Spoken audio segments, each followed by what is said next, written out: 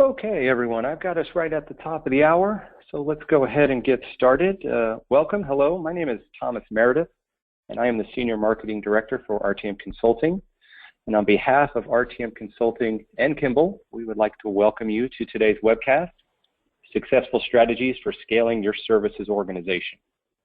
We do have a lot to cover in this hour of time we've allotted, so I do want to get right to it, but let me cover just a few housekeeping items before we begin.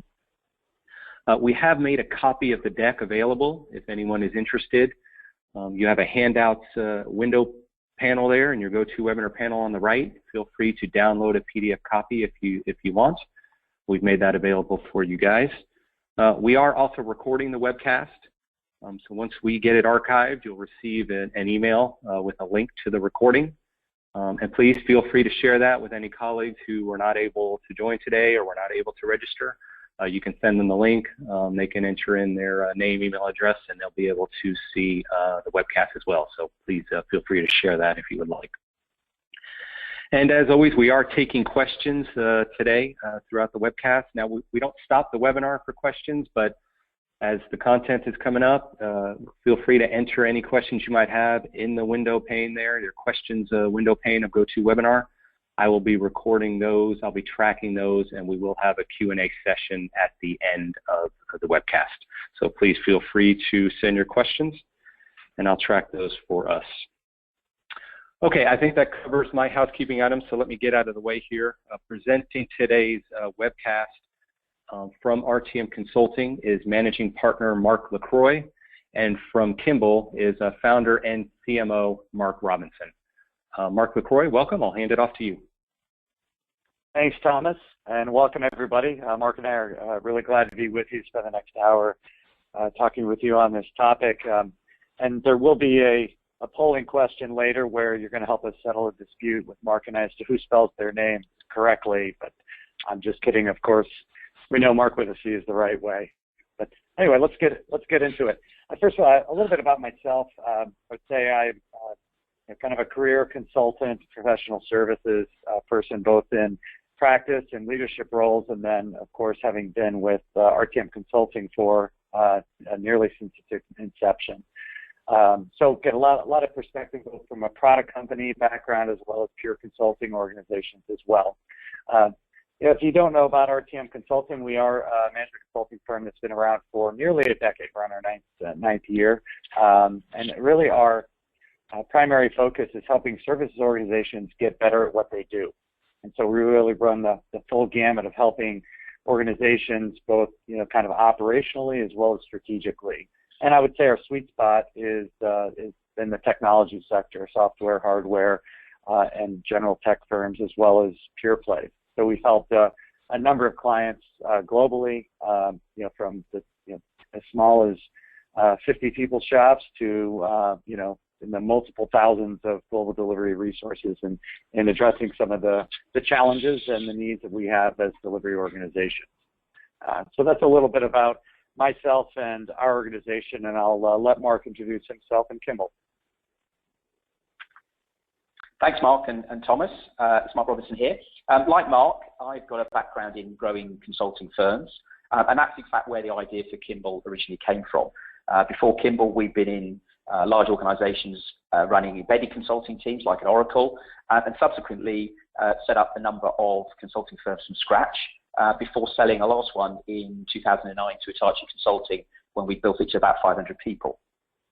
And we realized at that time that there'd not really been a system that was designed specifically to help consulting firms on their growth path. There were lots of project accounting applications out there, which later became known as PSAs, but they were really very much focused around the back office. And we felt there was something based on our passion for growing consulting firms and helping other people to do that Kimble should be a product that helped meet that challenge of scale. So rather than do what RTM do very well and provide consultancy to other companies to help them grow, we decided to leverage our experience and the experience of consulting leaders that we'd met and we came across along the way to build best practice into our development roadmap. And as such, we're very much about not doing, throwing technology at you today. We won't be doing a demo of Kimble. If you want to do that, then you can sign up on our website. Our focus in working with Mark and RTM is to share the thought leadership we have about scaling companies, and we'll both try and touch on some of our own experience and that of our customers during the presentation. So to kick off with, let's talk about really the challenge. These statistics you'll see here are from a company called Equitech, who provide consultancy and M&A advice to consulting firms. And they did research, I think, of about 250,000 consulting firms over a period of time, and found that only 4% of those companies actually reach 100 consultants, and just 1% reach 200 consultants. So there's an awful lot of small consulting firms out there, as I'm sure you're aware, and the growth along that way is paved with lots of difficulties. There's a slide's trying to say it's perhaps akin to putting a man on the moon. And there are lots of great books out there about running and growing big companies, like the famous Jack Welch of GE fame. But I found there's very little about growing services companies, or specifically aimed at those companies. And RTM are one of those companies who do provide that. I'm sure many of you listening will have your own ideas about how to enable growth in a consulting firm. Whether you're starting out on that journey or moving to the next stage of growth, I hope that what Mark and I are going to cover now will spark some ongoing dialogue on the challenge of how to scale. So I've actually borrowed this slide from one of our customers who presented, a guy called Chris DeBrusque, who's based in New York. And he's been involved in a number of startups and actually next stage growth firms, so going from 1,000 plus in terms of headcount. And he's actually a Kimble user as well in all those companies, so that's been a great story for us. But listening to him was really interesting. And he pointed out that traditionally, processes and the supporting systems in consulting firms have been about providing historic information. The focus has been on collecting information month end and producing reports. And for his great analogy was, it's like trying to run your business looking at your rearview mirror. And too often the focus is about collecting monthly information and billing rather than analysing the data quickly and deciding where you're heading. I often say to people, if you're not running out of cash, then you're not growing your consulting firm fast enough, because you always should be paying your staff before you get the money in from your customers. So you've got to be driving it faster. So to scale faster and more efficiently, in my view, in the vast majority of project-based businesses, you've got to be looking forward. You've got to be adjusting your plans, because there's not really much you can do about the past. There are a few of the very large major firms who can rely on their brand or the partner's black book of contacts for new business. Then that's probably fine for them. But for the vast majority of the rest of the world, the rest of the consulting firms out there, the key to growth is the early visibility of the pipeline and the associated demand, being able to spot what's hot in the market and what's not, and adjust your plans accordingly. You need to fix problems on projects as early as you can. You need to have a very accurate forecasting regime, not to run out of cash, as I said, or need huge amounts of costly working capital to deploy. So predictability is key for growth. In fact, one of our customers told me that what they do is they focus really, really hard on the forward forecast. And if they spend time in doing that rather than looking at the actuals, then the actuals will end up being what they forecast. You get what you wish for. So, how do you achieve predictability performance that allows you to scale? Yeah, Mark, I see how many firms struggle with planning for the future. One specific story I like to reference, I actually have asked this question of multiple firms, and that is, how do you anticipate the work coming in and plan for that work? And I've gotten a couple similar responses where organizations have told me that we do a really good job of, we can tell sales when we can start our next project. I said, oh, well, that's pretty good. So what typically do you tell them? I said, well, we can usually start within 90 days. And so, of course, I immediately was quite shocked by that, to say that, that kind of hurts, that, you can measure that you can't start a project for 90 days, but you're not actually closing that gap or solving it. And that really, to me, speaks to the fundamental problem of looking forward versus rearview mirror, is that's a very supply-oriented approach to your planning, as opposed to a demand-oriented approach to planning, which is inevitably more forward-looking in that case. Okay, so thanks, Mark. So running, a services team is incredibly complicated. It's a really difficult thing to do, trust me. And every time I go out and meet prospects, every time it makes me realise how glad I am that I'm not in consulting anymore, because it's really, really hard. Everything's in a state of flux. Projects can end abruptly. I describe it as, because consultants are like perishable goods. You leave them on the shelf too long without work, and they go bad. if that's the right analogy, but it, is something to worry about. Somebody described it, and that was the slide attempt here, was it's like trying to fire an arrow through a rolling donut. It's a really, really hard thing to do. And this has certainly been emphasized by my own experience and from talking to other consulting firms. So Mark, I guess you found the same. Yeah, as if running services is not complex as it is, I would say that the earth is shifting a little bit as well. I've talked about this before on other sessions. I call it the incredible shrinking project. I think the introduction of more pervasive cloud solutions has really caused projects to get smaller, flatter. Teams are more virtualized. Partner ecosystems are getting more complicated. And actually, another aspect too is the devaluation of project management and things like that. So yeah, I mean, running services is already complex, but these factors too are making it even more difficult in this day and age. So. Okay, so I think hopefully we set up the challenge really of how the needing to scale a services business. So in the rest of the presentation, we're going to try and tell you, what we've learned from our own experiences about, and those actually talking to hundreds of combined customers about successful strategies for scaling a services team. And what we've learned are there's three key elements. The first one is visibility. The second one is empowerment. And the third one is discipline. And I think it's really important that those are considered in that order.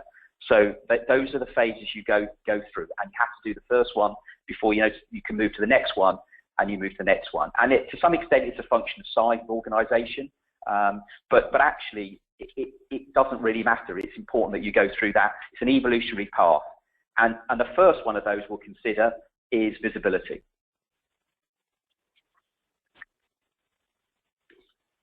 So obviously, the first thing you need to do in your organisation is to bring about some sort of timely access to key data about your business performance. Most people start off with some spreadsheets, maybe some things they bought off the web, they pull it together, and the classic consulting organisation, at some point, you bring that business system into one application. The classic sort of cliche term is one source of the truth. Most systems you go out there, most of probably the webinars that you sat in like this, they'll be telling you about how fantastic their system is, that will give you this great visibility of all your data. And that's great, but to me, that's just a bit boring, to be honest, to put it bluntly. I don't really think that helps you deliver growth. So I think that should be a given in terms of your organisation. That's the first thing you need to do. But I think if you think that's going to get you to grow, I think there's a flaw in here. So let me explain what I mean by that. Data, as I describe data, is the new natural resource.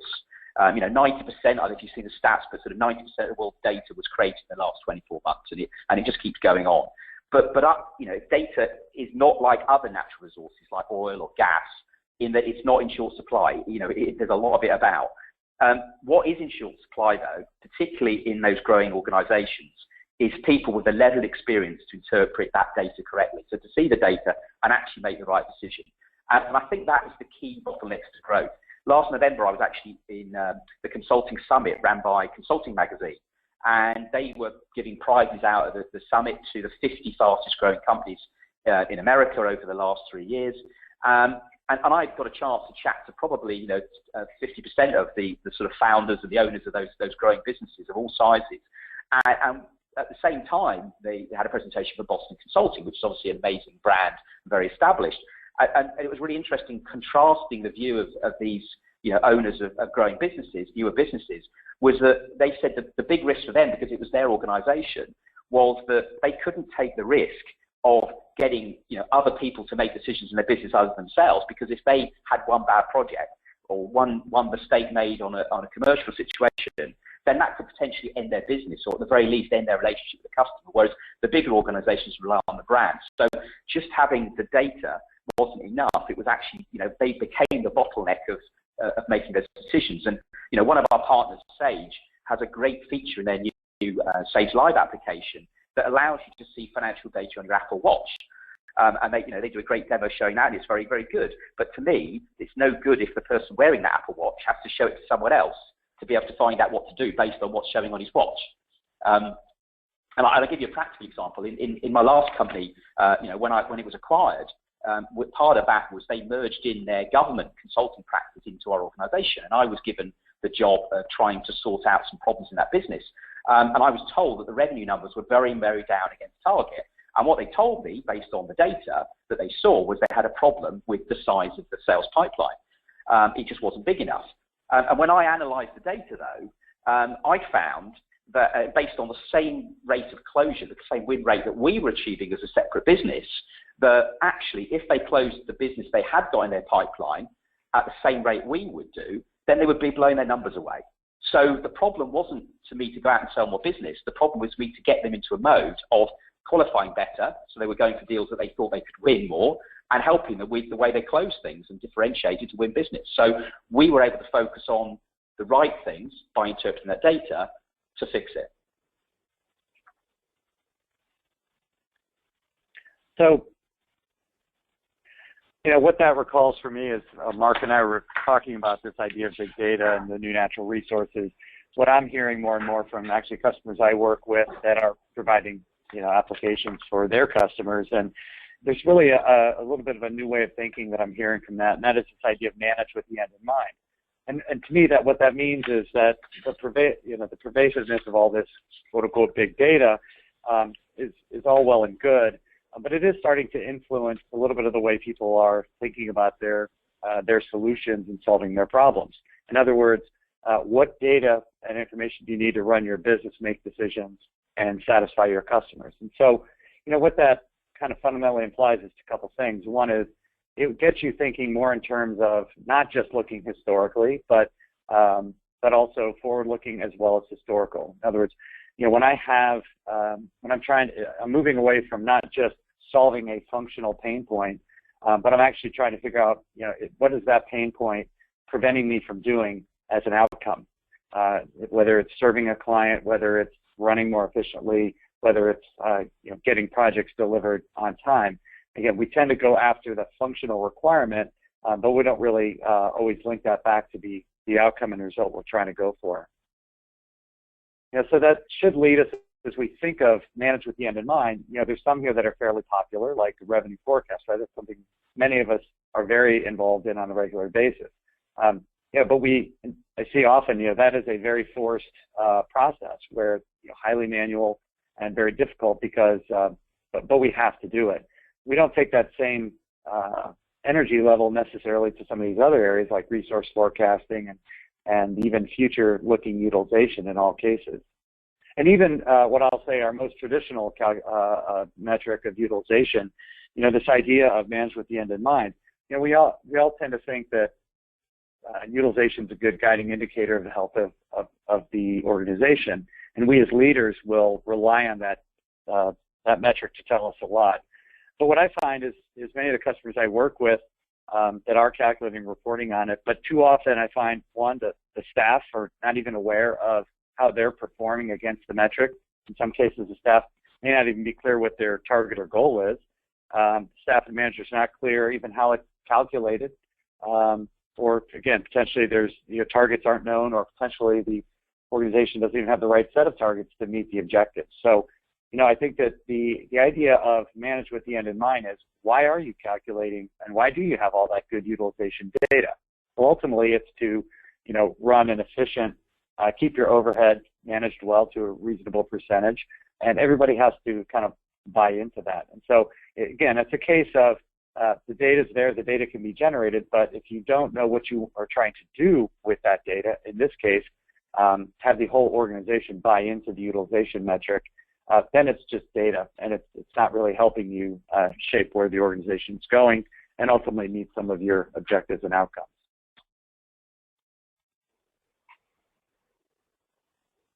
Okay, so we've talked about visibility, and we've talked about how there's it's no good having that visibility data if culturally you don't have the confidence to empower people to make those decisions based on that data. And from my perspective, you don't have the type of systems, and I'll put my plug for Kimble there, that can help guide, that are designed to guide that decision making. In the Apple Watch example I gave earlier, you've got to encourage the person to make a decision based on what's on their watch. You don't want them, waiting till you're back in the office to show you what's on that watch, metaphorically. So you need, as a business, to push accountability and decision-making down the organization to be able to enable that scaling of the organization. You know, empowerment is the thing that you do once you've got that first phase of visibility done, once you've got that golden source of the current and future looking actionable information in place. It's also the thing that most obviously impacts, you know, scalability, in my opinion, because it reduces the degree to which the top team are bottlenecks. And it's how you get your less experienced people to start working more efficiently, to take on more responsibility. And if expertise is in short supply in your organisation, I appreciate, you know, that will be the case. It's simply easier said than done. Then I think one of the things you need to do is to try and look at ways of changing your structure and your processes to make best use of what expertise you have. So, for example, one of our customers, you know, by using Kimble, was able to reduce their month-end close from sort of as much as 3 weeks down to a handful of days. But what they did was they redeployed the experts in their operations team into more of a forward-looking support role. And what they would do is they would work with the practice heads who were incredibly busy running their practices, who to be honest, hadn't had the time necessary to analyse the data as much as they can because they're in growth mode, to actually have specific time with them and say, look, I've looked at the data, you know, this is really important, these are the things we need to look at. If you try this might happen. And it had a real impact on them. And in fact, you know, that organisation has actually tripled in size and has recently gone public and doing incredibly well. So what I want to just carry on here on empowerment, because I think it's the biggest area where you can really make a difference in terms of that growth and go forward. You know, once you're looking at pushing accountability to make it down the organisation, here's some other ideas I think you should just think about, and I'd like just to challenge yourself afterwards about how far you actually have this as a culture in the organisation and whether that's stopping you scale. So the first point I make here is, you know, is removing processing delays from the information used to manage your business. What I find with some of the customers who I talk to is that even though they've now got some great systems in place and great information, they're still using the same processes that they adopted before they had the new system.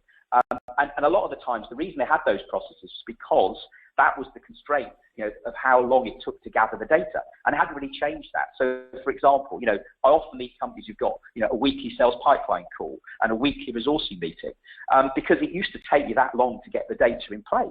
You know, and I challenge them to say, why don't you do that in a faster cadence? Why don't you encourage people to make decisions on resourcing? Because that resourcing data is up to date, you know, in real time, make some decisions on that. But people aren't being given that encouragement. And we took that message in our own business. We were actually having our board meeting, and a monthly board meeting, 3 weeks after the end of close. And we used Kimble ourselves to run our business. And we were finding that we were writing our board reports and so on for our investors, you know, basically 3 weeks into the following month that we were talking about.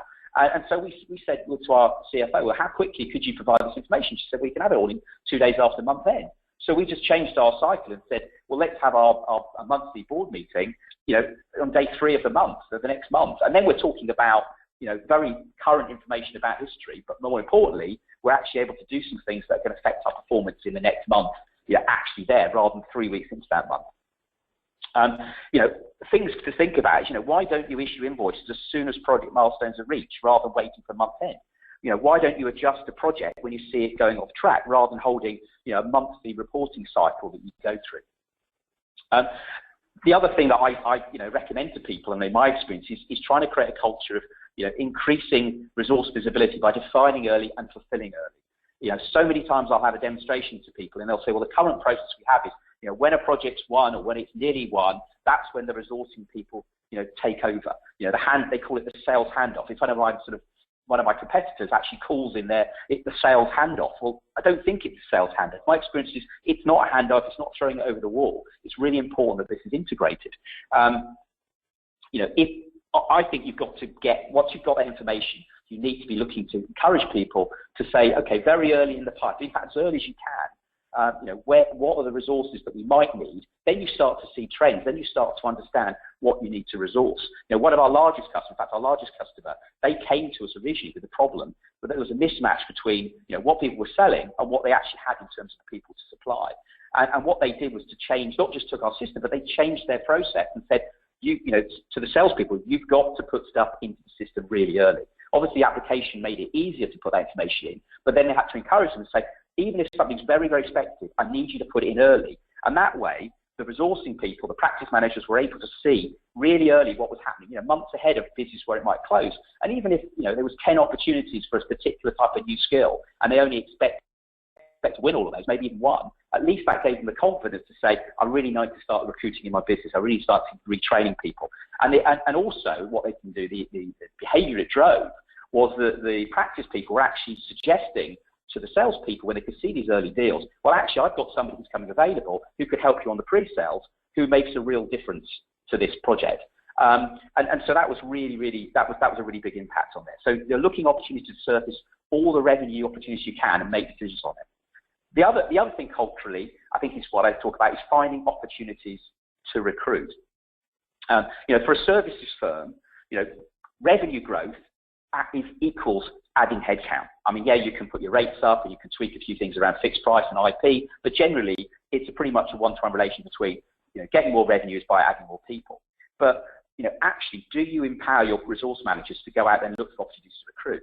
Question I'd ask you is, do you ever say well done to your resourcing manager because they've come to you and said, look, I've looked at the pipeline in the future, I've looked at where we're at, I've looked at people's career plans, I've looked at all sorts of things.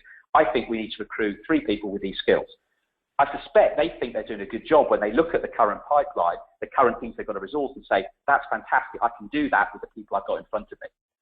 Because that seems to make their life easier. But actually, that's a bad thing because that's not driving the behavior that you want. So, I'd encourage you to think about the way that you're impacting that, the shadow you're casting in terms of that.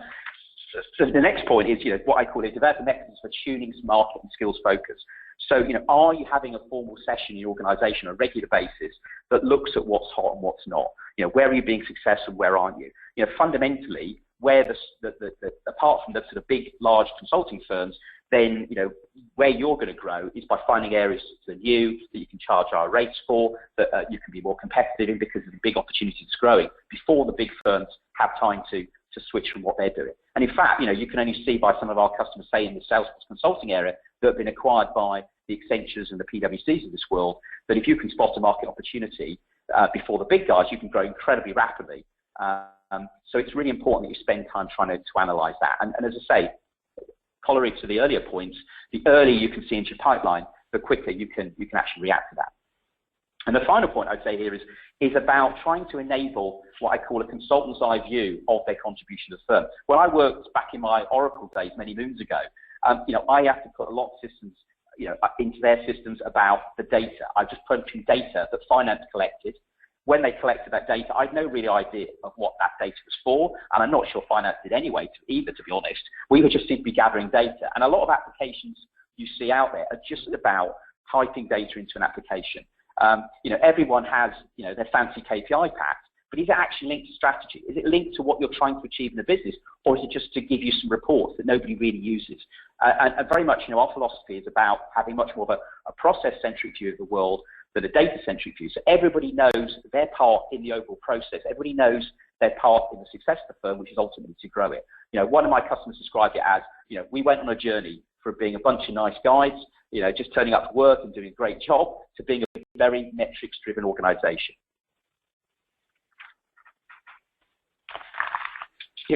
When we think of pushing responsibilities down market, that's the easier part to some degree, is thinking about how we want to empower folks. And many times we do trust. Of course, we'd like to set up a system of verify. But what I find is that we don't necessarily give them the ability to focus and grow into those roles and responsibilities. And so that's why I just want to share with you a concept of establishing a span of control. You guys may be kind of familiar with the scenario, but too often, we give the leaders, we want to give stability, but they can't necessarily, they'll say yes, but they're weighed down by existing work and responsibilities, right? How do I take on that next scope of work when I'm already up to my eyeballs in my current customer base, my current deliveries, my current responsibilities? And so that tends to be a huge limiting factor for growing organizations, is that they just keep getting too much out of their existing managers rather than allowing for that natural growth pyramid to happen.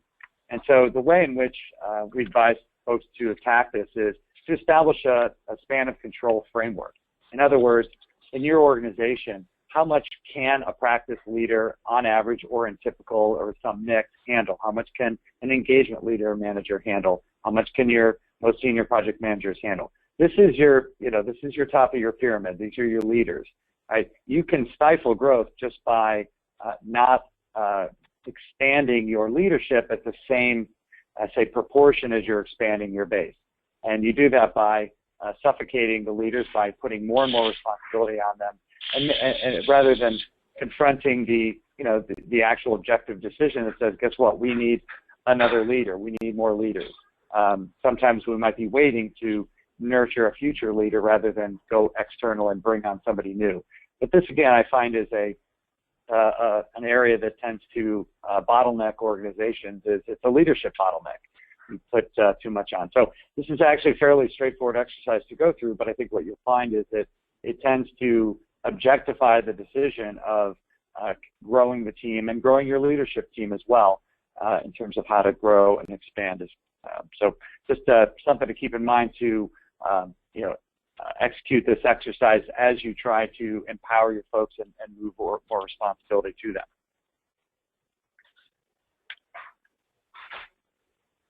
Okay, so to sort of recap where we are, so for most companies, the first stage of growth, probably when you're a small organization, is getting that trusted and easy access to information, the visibility piece. And then to go to the next level, you need to empower people culturally and find systems, like Kimble, that's my plug again, which are designed to help less experienced people to interpret information and make the right decision. That's very much, fundamental to us in terms of our design principles. And so once you have the people empowered, the final part to enabling scale, in our opinion, is you need to make sure that those decisions that those people are now empowered to make are consistently the right ones. So discipline is that final piece of enabling scale. Discipline is what qualifies the concerns of people raised by empowerment. Back to those people in the fast 50, fast-growing companies who are scared about giving that empowerment piece. You want to enforce best practice throughout your business, but you're empowering people in a controlled and ordered way. For example, you're putting financial thresholds on expense approvals. So there are constraints that can reassure the top people that empowered team members aren't going to mess up. They aren't going to screw up your business. So you want to drive consistent outcomes, but most importantly, do you actually know what the behaviors you are to drive? And that's certainly something, sadly, I find in a number of occasions when I meet people is they're not sure of where they want to, what behaviors they want to drive in their applications. So they take a very sort of systems and features and functions type approach to things. I heard it recently in another presentation, a phrase that I really loved, which said that an application is only as good, a software application is only as good as the behaviors that it enables or it encourages in people. But again, I think first of all, to do that, you have to decide what the behaviors you actually want from people. And you need to communicate with them and adopt systems which can help you enforce that discipline. You certainly want to develop processes that can actively surface risk, particularly in you're a fast-growing business and it's very easy to get out of shape. And I could think of a couple of examples. I actually presented a while back to a company who had recently acquired another company. And this other company that they acquired was already, was potentially a Kimble customer. And I was showing it to the new CEO and the new CFO who were just getting their feet under the table and just trying to learn about this. And one of the features we were showing them was what we call in Kimble our predicted timesheets or time cards. And what this feature does is it auto-populates in the time card the projects that you're forecast to be on, but it also prevents you from entering time on a given day against projects that you were not forecast to be on. So you can't make mistakes, you can't get the wrong entries onto invoices, which is a great feature and people love it. But when I was showing it to the CFO and the CEO, one of them said that wouldn't work for them because sometimes they did work where a client would ring them up and just start at short notice and they'd ask them to do some work without contract cover. But interestingly, I thought that was going to be a sort of red flag. But interestingly, the other person, the CEO said, that's definitely what we wanted to happen. Because when they got to the company they acquired, they had a big revenue leakage problem. Consultants thought they would be, the behavior they'd had when they were a smaller company was consultants thought they'd be responsive by going out on site at short notice and just in good faith fixing something or doing a new piece of work and knew that the billing would follow later. And that was fine when they were a small company and they knew all the people around them and they could, they were friends of those customers for argument's sake. But as they got bigger, they would get in situations now where people didn't have those sorts of personal relationships. And what would happen was, even if they went out and did sort of 3 days, the customer said, well, I wasn't really expecting 3 days. I'd have paid for 2. And whilst that ended up with, maybe they would get billed for 2, there was a whole day being lost. And also, other scheduled work that was supposed to take place wasn't happening. So driving that behaviour that made sure that they weren't going to go out on site was really, really important, because at that stage of the growth, that's the behaviour they wanted to do. They had to decide that. And another really positive example is one of my customers, Cirrus CPQ, and the guy Shane Avstasi, you may have come up because he's one of the leaders there. And what he did was he took the functionality that was part of this same feature to drive his forecast accuracy as an outcome, which he needed to improve. Instead of sending some reminders at the end of the period saying, please get your timesheets in, it's come to the end of the period, he actually turned it on his head and said, right, at the start of the period, have a look in Kimble, see what things are forecast in your time cards, and tell me if they're accurate, and confirm to me that's what you're going to do. And in fact, he went further and said, if you're going to vary that, don't do that until you've done what's on your forecast. And that was quite a novel approach, I thought, but that drove the behaviour he desired, which was to get a massive improvement in forecast accuracy. So for me, my most important advice here is, value the discipline of sales forecast accuracy above all else. Even if it's bad news about what's going to happen in the future, you can actually do something about it. So to me, you've got to be really careful that when you're putting in a new system, you're not simply replicating the processes you currently have in place. One of my prospects recently had 6 months with a consultant writing an RFP, only to find that because they weren't happy with the application they currently had and it wasn't fit for purpose, but when they described what they wanted in terms of features and functions, then they actually found that the existing vendor, who they definitely didn't want to get involved, would have won the tender by miles, because what they described was the way they work today, and they described the features and functions of the way they're operating now. And too many people you meet when you see demos, very much ask you the question is, how can what you're going to show me support what I currently do today in my current system? They talk about features and functions rather than articulating what the business problems they are that they're trying to fix with the new application. Yeah, and I would kind of pick up that point, Mark, and say that we help clients with package selection, specifically in the area of PSAs, and traditionally you go after that by making a huge list of requirements of which everybody, all the vendors are, generally think they're compliant with. What I find now that the bigger shift and the most powerful way clients get to see what systems could do for them is thinking more in terms of scenarios, use cases, and process. That's when you really not only get to see how automation could be brought against your process, but it does force customers to actually think about their own use case and process and not replicate, as you say, automate what they've already isn't working for them today.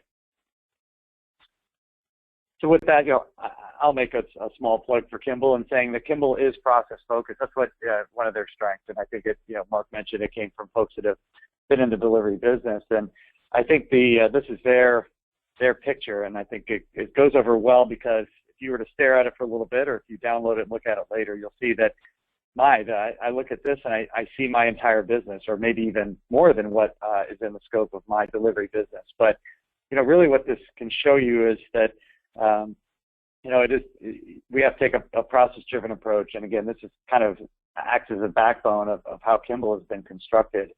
And what you see also, of course, is this is very end-to-end. And by end-to-end, it means you're introducing many stakeholders in and outside of your organization, and systems in and outside of your organization. And to further complicate it, many of these processes overlap and intersect, right? So there's interdependencies. And I think that when you look at it from a functional requirement point of view, you tend to miss all those points. You tend to miss that this is just one step of a function that's part of a bigger process that we have many stakeholders to, and many systems potentially that are coming into play. And and we have to think about how we want that end-to-end work rather than just focus on improving the one pain point or functional requirement. A recent example I had in working with a customer, and this is not too uncommon actually. I asked them a simple question. I said, "Are you doing any resource management or staffing ahead of the project of the service project being sold? In other words, the SOW hasn't been signed yet." And the answer was no, because we won't create a project. We have not created a project yet. And I, of course, asked, well, why haven't you created a project yet? And of course, the probably predicted that the answer was that finance and financial operations won't let us do that, right? They won't allow it. And so because I asked, why is that? And so, well, we can't activate a project because people could put time against it, and we won't work at risk and things like that.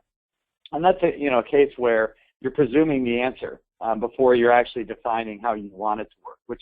What you really want is a process by which you can do some amount of early resource planning, even early project planning before it's sold. So just because another group or another system is trying to enforce an element of that, it doesn't mean that you still can't get your end-to-end process met, which means your end-to-end process is resource management from end to end. How does that overlay and intersect with the financial processes and some of their policies? How does that intersect with your project management team and what they're trying to accomplish? All these kind of overlay into each other to say they all can have points of conflict, but you have to reconcile those as you lay these end-to-end processes down. And those constraints that each kind of group and stakeholder impose on each other can stifle growth and scale, right? It can keep you from, as just an example I mentioned, it's preventing the organization from doing any resource management ahead of the sale, which is, as we know, puts them at a great disadvantage from a capacity planning and staffing point of view. So again, this kind of process-centric really drives us to what is getting very popular these days, and certainly anybody that pays attention to TSIA is this, driving the right outcomes, right? What outcome do we want? And so we have to look at the whole process that's going to get us to that point.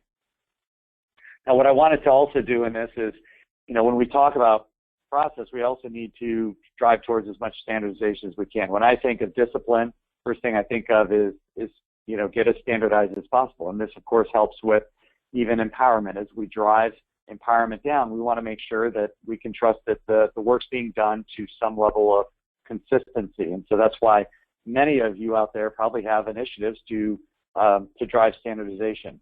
I'm going to give you what I think are my big hitters in terms of areas to attack. If you're thinking of prioritizing, or if you're doing a bit of a self-evaluation of how good we are, I would say the first area is in project estimating and proposing.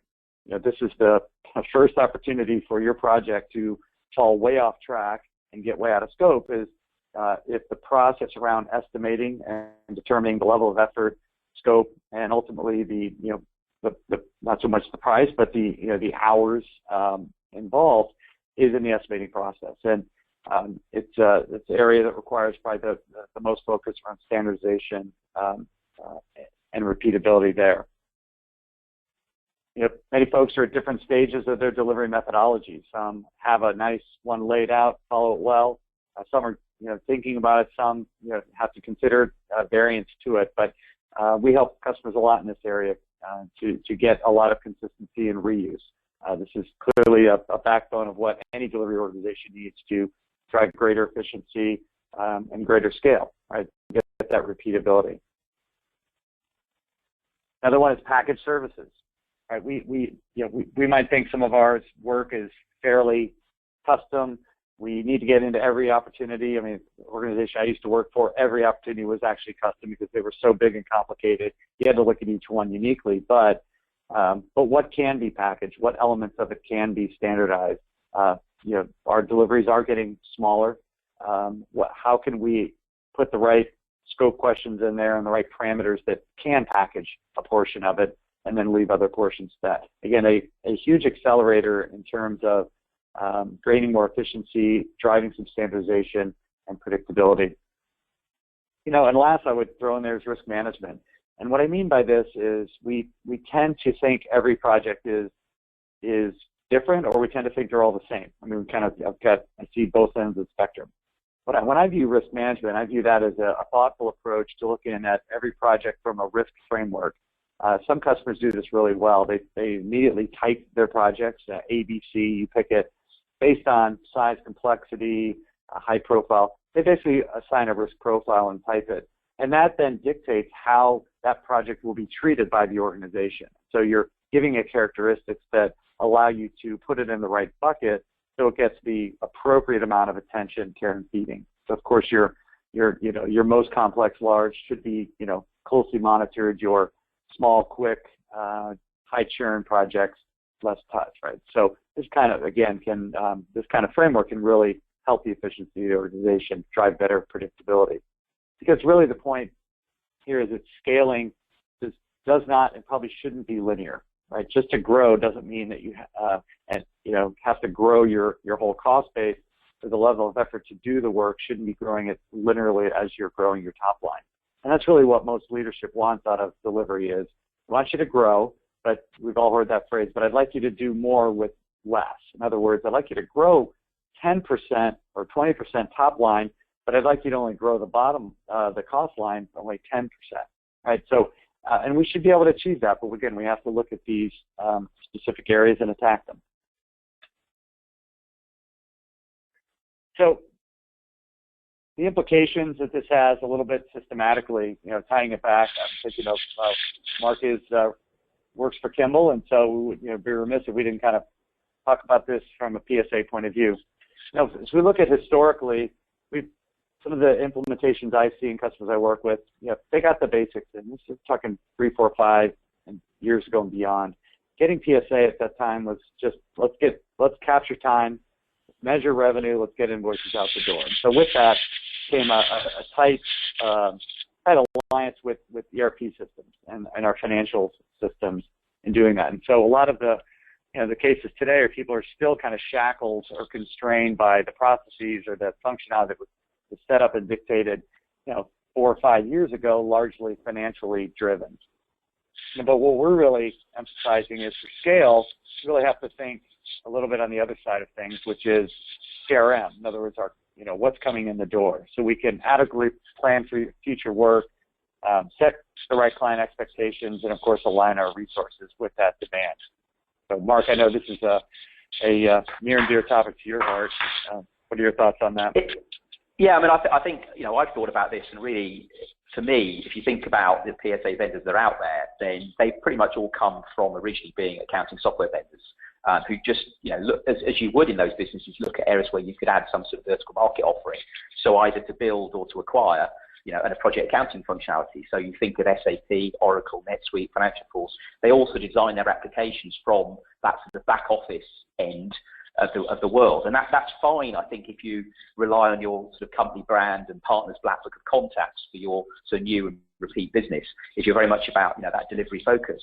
But I think, as I said before, the majority of others who are on some part of that scaling journey, whether they're the early part doing with visibility, or whether they're empowering to grow to the next level and bring a whole new management team on board to grow to that next level and have that bandwidth, or they're driving the discipline, the process, then really their priority is about hunting for new business rather than farming it. You've got to be agile, you've got to react to and exploit changes in demand and the changes in market dynamics. And that's why, I believe, that the design of these sorts of applications should be around the tight coupling between CRM and PSA and bringing it right back to the beginning, looking forward out of your front windscreen rather than looking in the rearview mirror.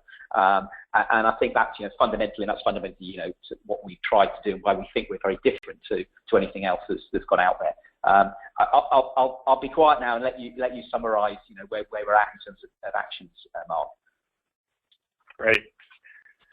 So I'll wrap up by kind of asking you to ask yourself, right, are you prepared? So in based on what Mark and I have kind of shared with you relative to your ability to grow and scale and the kind of the concepts we covered. So, ask yourself, do you regularly make decisions with the data you have? Are you using the data to make those decisions? Do you know the limits of your managers? In other words, do you have a good concept of their span of control and their span of responsibility and what managers can handle what level of responsibility at each level? Do you trust your team? Of course, we always like to say trust but verify, right? But do you trust and empower your team? And are you still able to verify as well, right? You don't want to impose responsibility and not be able to at least monitor that, occasionally monitor and check that they are able to earn and keep that trust. You've adapted your processes to changes in growth. Mark mentioned this earlier that we can't leave processes alone. As we grow, we have to change, in some cases, the way we're doing things. We have to get less informal, a little more formal in some cases. How are we growing and adapting to that? You're aware of the outcomes you want to drive. And as we mentioned, you then knowing the outcome, you work your way backwards to say, do I have all the things in place to help me to achieve that outcome, to see the information that shows that I've got the outcome I want? And last, that you sufficiently plan and execute through the future. So again, that was a big theme of ours here in many aspects of what you do. Are you able to plan for the future effectively in your various areas of your operation? And so with that, I, again, just ask everybody to ask yourself that. If not, then again, potentially there's opportunities to improve. So with that, we're at the end of what Mark and I have to say, and at this point, we'll leave the rest of our time to any questions that might come from the audience. Thomas, I'll turn it over to you to help us with that. Great, thank you. And thank you, Mark and Mark. I appreciate the insight on this topic. We have had some questions come in, so I would like to cover some of those. Let me do a quick reminder for folks who were joining us a bit late. We are recording the session, so you'll get a link to the recording. And we've also made a copy of the deck available. It's a PDF copy, and it's in your handouts window pane there of your GoToWebinar panel. So just wanted to remind folks about that. Yeah, we have had a few questions come in, so let me get to those. Mark LaCroix, let me start with you. When you had the Kimble slide up and you were talking about the coverage, the end-to-end coverage, a question came in, and I'll read it here. What options are there when you don't need end-to-end? We have a finance system and a Salesforce.com system, but nothing to manage resources. Yeah, good question. And in fact, the point I may have made, maybe not loud enough, is that the PSAs are always sit in a bigger ecosystem. And what you're describing, that there's CRM on the front end and ERP on the back end, is probably the most common ecosystem. And it does fill a huge gap in the middle, which is what I call resources and projects. And in other words, how you want to manage your resources and how you want to execute and manage your project is really typically the domain of the PSA. Now, how we get bills out the door, that's when, how we track revenue, that's where that, integration, interconnectivity to financials happens. How we track customers and new opportunities and propose, that's kind of more on the CRM in the front end. So while you saw end-to-end processes, oftentimes those systems you describe encroach on those, but we still have to kind of map them all the way through to make sure that, where that process need is being met is either in PSA or it's going to be in one of those two systems.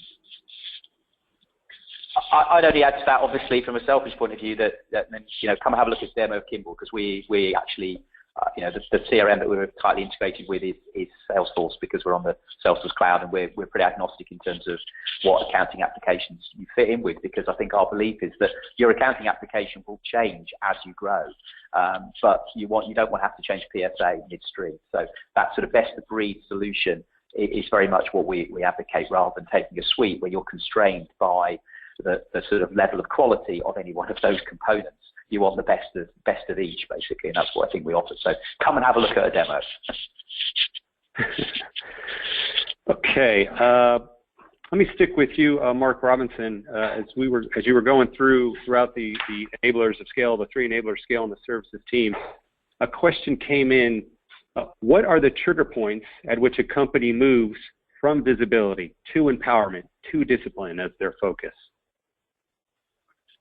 It's a good question. I think it is it's typically, I would say, visibility is the first thing you do. It's a relatively small organization where you've outgrown the fact that you've got your spreadsheets or your homegrown system, and you really are struggling to get that information available in real time. And I think that's the first one. It could be any size organizations, but it's typically the sort of, I guess, the sub-50s. Then you have that second stage of growth where the real bottleneck is, if your challenge is the owner-manager does all the selling, you've got to bring in your professional sales team. You've got to start letting people go in terms of running the commercial relationships with those customers, or winning new business, or running projects. That's where you need to bring that next team in, and that's where the empowerment needs to start happening. And then, when you're a pretty well-established business, really it's then about those disciplines that are going to allow you to grow without a minimum amount of working capital. Can you, as I think Mark said earlier, can you keep growing top line without growing bottom line? in terms of the back office operation efficiently. And you need more people. You need to be empowering your engagement managers to make more decisions around the projects and influence that future. And that's typically the next stage. But there's no reason why you can't pull all that together. And quite often we'll meet people who've left a large organization, who've been through it before, who know the pain they're likely to get when there may be only 10 people, and they put all of that in place on day one, because that is something they'd rather do now than do when there's 500 people. And there's a lot more business change that has to happen at the 500 level than it does if you start off like that from the beginning. Right. Since you're representing Kimble, I'll stick with you on this one. This question came in when you had the empowerment slide up. We were talking about pushing accountability and decision-making down the organization. How can a system like Kimble help with the empowerment piece? Yeah, so what we've done is, I alluded to it before, is we have embedded what we call expert insights or best practice into the application. So what will happen is there'll be, rather than you looking at a great big report, you can look at that report obviously, there's what we call charms, little graphical icons that appear, say, on an engagement manager screen that say, this is the thing you need to do next. These are people coming free. Your first thing is you need to go and reallocate. This is a project milestone closing. You need to go and close it now. You need to do this. So it's the person who's the less experienced person, rather than just seeing this report with all this data on it, which is potentially very hard to see the wood from the trees. Our expert insights that we built in the application, I think pretty uniquely, are giving that intelligent view, that what I call augmented intelligent view of what you need to do, which supports that person to have the confidence to make the right decisions at the right time. Okay, good. It came in during the empowerment piece, and I thought that was a good one to follow up and address. Mark LaCroix, question came in about their ability to achieve more visibility. And she says, our challenge is with sales and the sales data. So in order to achieve more visibility, how do others overcome this? Have you seen this, and have you seen how others have overcome this? Yeah, I would say it's one of the bigger challenges that we face. I think it's as much a technology, process, and organizational, kind of all three. So it's not a simple one, but the technology part says that, hey, the data coming out of sales is not always reliable. Fair enough. There's reasons why that is and should not be. From a process side, I mentioned a couple examples where we just don't have, system and process, that we just don't have the right nexus in place to translate that data and verify it. And I would say organizationally, I think we as PS don't build the right interlocks and bridges with sales to have those, I'll call more fixed set of meetings and interactions to verify and plan around that data. So we kind of sometimes allow ourselves to become the victim of fluctuating or incorrect data, rather than kind of grab the lion by the tail a little bit and say, look, we have to make sense of this data, even if it's just directionally correct, so that we can plan for the future. So to me, it really kind of is a three-part process of kind of organizational process and to some degree your technology in play to try to kind of build that very significant kind of bridge to the new opportunity data coming in. Okay, great. We're getting close to the top of the hour. I do have another question I want to get to. I think you both could probably address this. As I do that, Mark, if you want to advance to the next slide so folks can see your contact information for both Mark LaCroix from RTM Consulting and Mark Robinson from Kimble. This one came in. I think you both probably have an opinion on this. It says, as we move forward, should we be thinking about procuring a, quote, ERP suite, unquote, for our firm, or buying individual applications for PSA, CRM, finance, etc.? Mark, Robinson, you want to take that one first? Yeah, sure. I mean, I think the first thing you need to do, as I said before, is I think you need to understand what the problem is you're trying to solve. As I said, so many people come to us and what is it you want to achieve? What are the outcomes that you want to happen? And I think that will drive your buying. For us, then clearly, what technology is now able to do with things like the Salesforce platform is allow you to pick the best applications for your need and the most appropriate for that. And the integration of these applications is so much easier. And you don't want, as I said earlier, you don't want to be constrained, because typically these applications that you're buying in a suite have probably been companies they've acquired and they plug together anyway, and they won't necessarily be the best solutions for your company. So the HR module might be great, but the accounting system, the CRM, might not be so good. We've got a lot of customers coming to us who are moving to us because they've got Salesforce CRM and they've got a suite-based PSA and finance, and actually they say, well, I want a much tighter integration with Salesforce CRM, which we offer, but I'm happy with their finance component, and we'll happily integrate with that. And I think that best-of-breed approach is what we're seeing more and more in the market. People are picking the right solution for the right problem that they're trying to solve and where they want to head for as an outcome in their business. Right. Mark, anything to echo or LaCroix? I think it's well said. I support what he just said. So. Very good. Okay, very good. Guys, we are right up. I got about a minute past the hour. I do want to be respectful of your time and stick to the hour that was allotted to us. But first, before we sign off, I'd like to thank everyone for joining us today, taking an hour out of your day and joining us. I know everybody's busy, so I appreciate that. Mark Robinson, Mark LaCroix, I really appreciate you guys bringing your perspectives, your insight, your expertise to this topic. I think it's a good one. I think it's an important one. And I'm excited that we were able to share that with everyone today. There were a few questions we did not get to. We'll answer those. We'll follow up with emails and get those answered. But as I said, I want to be respectful of everyone's time and the time we allotted for today's webcast. So again, with that, I will thank everyone again. Thank you, Mark Robinson, Mark LaCroix, and that is it. We will sign off. And thanks, everyone. Have a great day. Thank you. Thanks, everybody.